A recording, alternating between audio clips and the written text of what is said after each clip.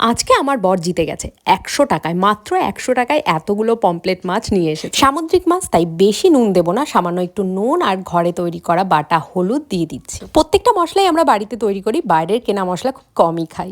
মাছগুলো তারপর ভালো করে ভেজে নিলাম। মাছগুলো ভাজার পর কড়াইয়ে তেল একটু কমে এসেছিল, কড়াইতে আবারও একটু বেশ খানিকটা তেল দিয়ে নিলাম। তারপর তার মধ্যে দিয়ে দিলাম জিরে আর শুকনো লঙ্কা ফোড়ন। আলু আর পেঁয়াজ কাটা আছে, প্রথমে পেঁয়াজগুলো ভালো করে ভেজে নেব। তারপর পেঁয়াজটা একটু ভাজা হলে আলুগুলো দিয়ে দেবো। এবার মশলাটা করে নেবো মাছের। পেঁয়াজ, রসুন, টমেটো মিক্সিতে বেটে নিয়েছি। এবার এর মধ্যে আদা বাটা, লঙ্কা বাটা আর 1-2 চামচ মতন জিরের গুঁড়ো অ্যাড করলাম।